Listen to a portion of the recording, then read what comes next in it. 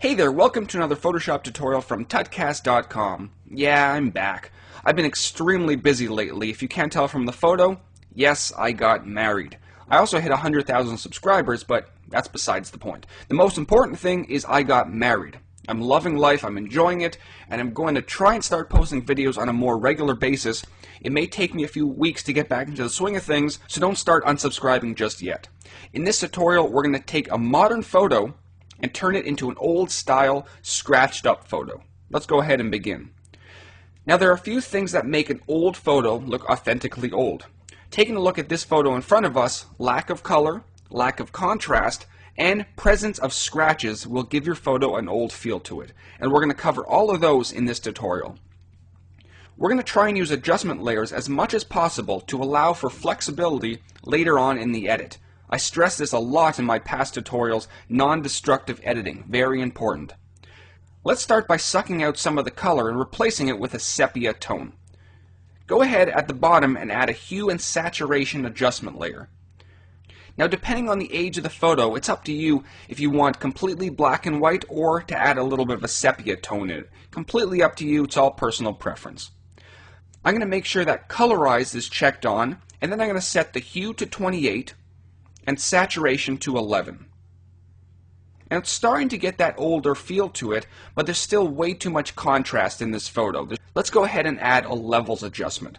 Just like we did before, click on the adjustment layer icon at the bottom and choose levels. Down at the bottom, we're able to shift our black and white output levels. This will be crucial to removing some of the sharp contrast in the image.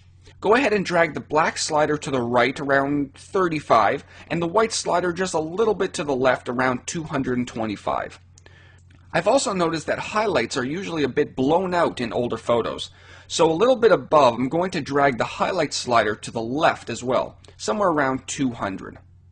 That's looking a lot better, but there's still a few more things that we need to do to make this photo look authentically old. On our original layer, let's go ahead and add a slight noise to it by going up to Filter, Noise, and then Add Noise.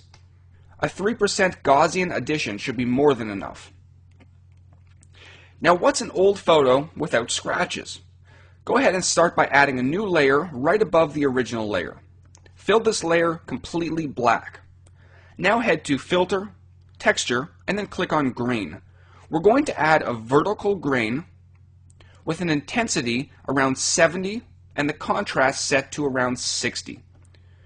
Press OK and set that layer's blending mode to screen. This will remove the blacks in this layer. Now, if you feel that the scratches are a little bit too harsh, you can easily turn down the opacity as well. But for the most part, we've got a pretty nice looking old style photo. There's a lot of different tweaks that you can add to your photos to make them look even older, but I think we have a nice start right in front of us. So go ahead and try it out yourself, and until next time, this is Howard from Tutcast.com. Take care.